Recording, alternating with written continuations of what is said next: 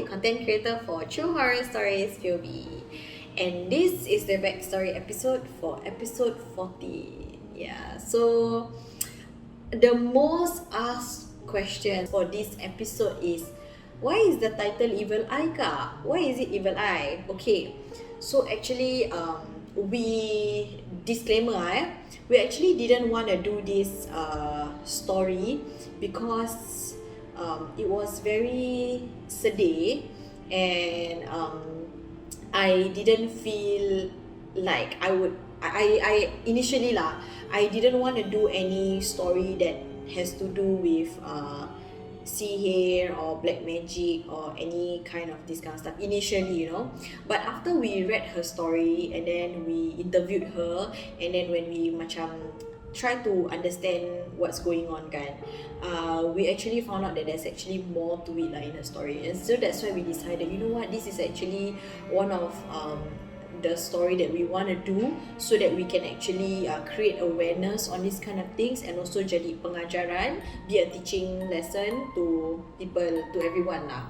Yeah, so we weigh the pros and cons, and then we find that actually it has more benefits if we were to share this and make it into a POV, this story of hers lah.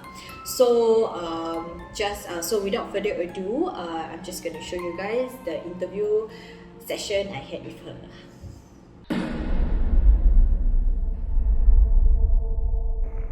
Hi, my name is I'm 36-year-old this year, and episode 40 is my story.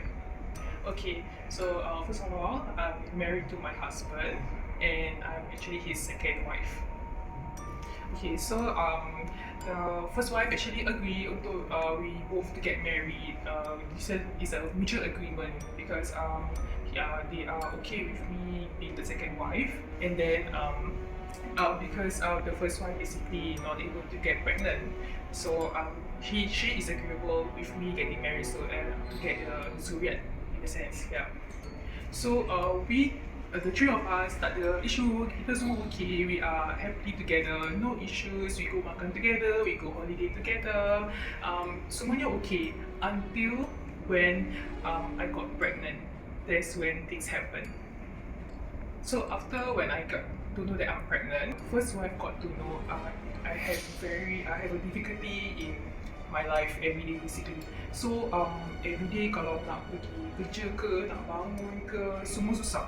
I'm not able to walk, and until one day I'm not able to walk sebab my kaki dah macam, twice like macam your kaki is like elephant leg. So it's too swollen that I'm not able to jalan. Yeah, and also to one point that even when I baring ke, when I try to walk, my back sakit sangat. I'm not able to walk at all. It's like somebody is like macam ada orang tendang kat belakang. So I did ask around my friends, my families, is it normal when your first pregnancy, you have these difficulties around, and they mentioned that normal, biasa je, you got swollen legs, swollen feet, apa ni, sakit belakang, semua normal. Pergi doktor pun orang cakap normal. So I thought it's gonna be normal, but it is not normal to me because I feel a bit like discomfort. But I try to think positively, and I just go on with my life as per normal. Just pergi kerja macam biasa, daily activities semua I just do as per normal. But it's really getting out of hand until one day my husband fetched me from work. Then he wants to go to his friend's house and to ambil barang.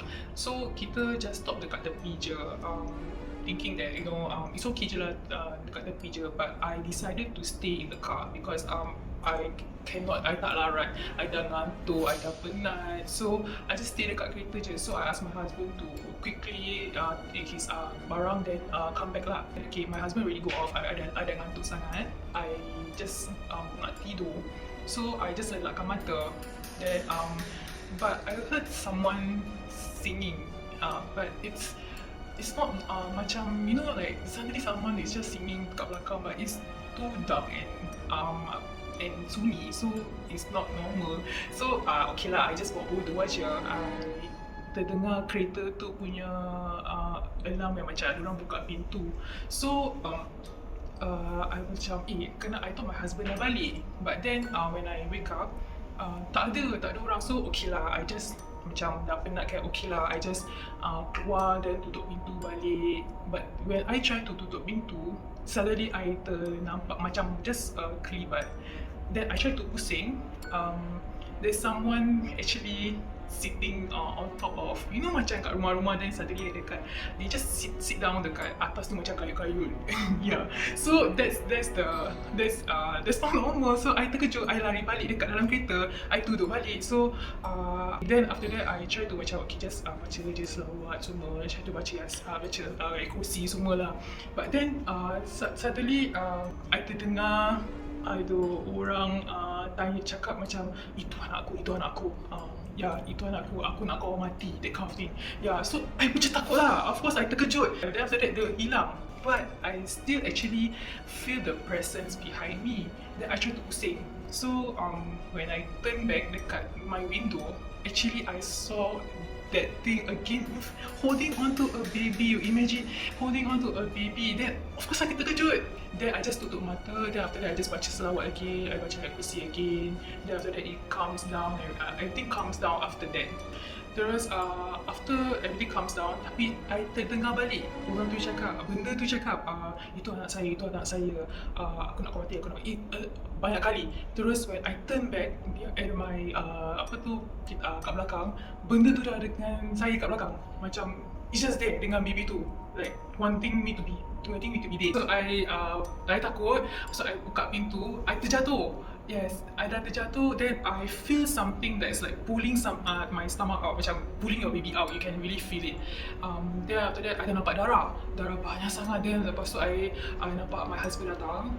Terus I pingsan. I got to know when I open my eyes, I dah dekat rumah. I don't know why my husband hantar kat rumah lah, because I think maybe he panic, he don't know what to do. Terus he go and send me to the hospital. Then dah balik hospital, dah check semua, we don't know what blood, dia macam banyak sangat darah, tapi Alhamdulillah the baby selamat kat dalam perut I. Then baby pun sekarang dah 5 tahun, so everything was Alhamdulillah okay. It's just that at that point of time, totally clueless why this happened to me. So we feel that this is not a normal accident, and we feel that this is like perbuatan orang. But kita tak ada siapa tahu. It's just that after this incident, the first wife distanced herself from us. She didn't communicate, she didn't text us. So when the husband tanya dia nak cerai ke apa, but she didn't even say anything. Dia cuma just give us cold shoulders and everything. Until today, no answers from her. But whatever it is, Alhamdulillah, syukur Alhamdulillah, me and my baby is safe, and it's a healthy baby lah, basically. Yeah. So that's all about my story. So I hope you guys can learn from there. Yeah. Okay, so thank you so much, Miss for sharing your stories with us. Okay, so in conclusion, that why it was titled Evil Eye was simply because we suspected, in fact, Madam and her husband suspected that it was because of evil eye that actually that's why she actually kena these things. Like she had a very difficult pregnancy, and then macam all these traumatic things that's happening lah. However, there's also a possibility that this one is what she told me off camera lah. There's also a possibility that it might be the doings of orang, which is kena sihir or whatsoever, because when she was pregnant, she also remembered that she always have recurring dreams, and then when this evil eye episode happened right to her, she kept on hearing the words. Not sure if you guys heard what she said earlier on, but she actually said this thing said, itu anak aku, bukan anak kau, aku nak kau mati. Yeah, so usually based on my experience and also what people have been sharing with me, if these entities have like this vengeance or macam this motivation to actually want to do or to harm you, usually it is because it is being motivated by someone meaning like somebody give this thing, these entities incentives. So macam like, oh, I'm gonna like give you food, I don't know, so that you would do these things, or you would haunt this person until this person, you know, something like, I don't know, I'm not an expert in this topic lah. But yeah, so based on what we shared, like what we talked about and what she discussed and confided in me, I got a feeling that there's more than meets the eye for this episode. So that's why we just name it Evil Eye, which is orang jealous ke apa, or it can also be because orang jealous then orang decided to buat black magic, you know. Okay, so for those of you who DM'd me to who actually DM me and tell me that, Kak, is it because this happened and because ada orang jealous ke mana? Okay, so yes, you are right. We didn't put that in the POV itself because I feel that it's not going to do much justice to this lady. So I would prefer for her to actually explain her story herself in this particular backstory episode. Yeah, so that's why we just make it short and sweet for the particular episode lah. Okay, anyway, that is it for this episode punya backstory. I hope you guys enjoyed this episode, and if you like our content, do like and subscribe to our channel. We really appreciate it. For those who have done so, alhamdulillah, we really appreciate it from the bottom of our hearts. Okay, that's it for now, and we will see you guys again, inshallah. Bye.